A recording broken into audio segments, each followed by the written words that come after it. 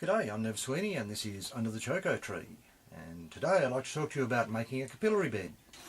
One of the things with growing your own seedlings in punnets like this, or even when you move on to the newspaper pot stage, there's not a lot of room for moisture in there. They can dry out quite quickly, and there's nothing worse than coming home on a hot summer's day and finding all of your veggie seedlings have expired because of dry. So what I want to talk to you about today is a way of getting around that by making your own capillary bed.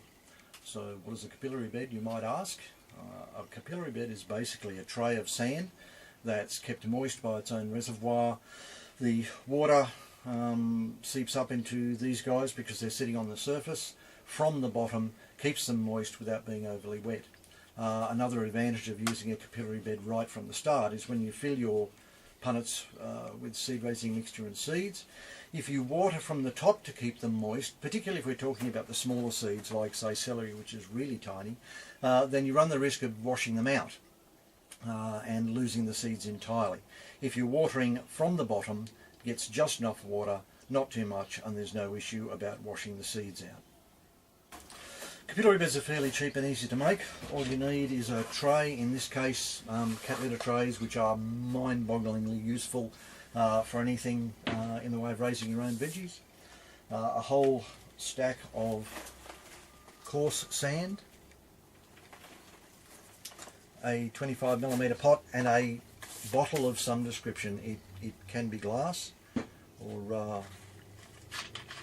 it can be a plastic bottle, which we'll upturn into the pot. So I'll show you how to make it now. The process is a fairly simple one. Just get your sand, place it into your tray, get it close to full,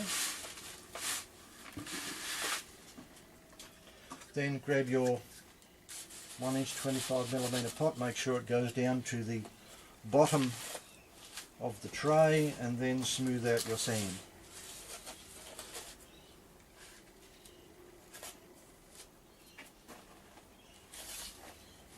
So the coarse sand acts as a reservoir.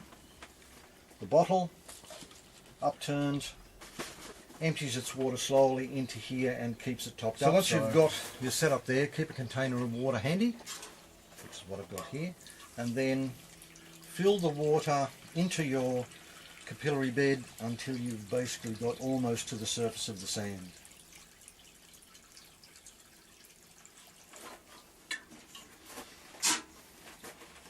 That's a little bit over. Grab yourself your bottle, fill it full of water, and upturn it in the capillary bed. So now there's a little bit too much water in there, but that's okay.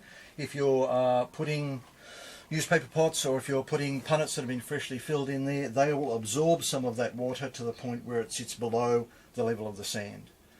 Why is that important? Really only to make sure that you don't have issues with mozzies. And basically that's it.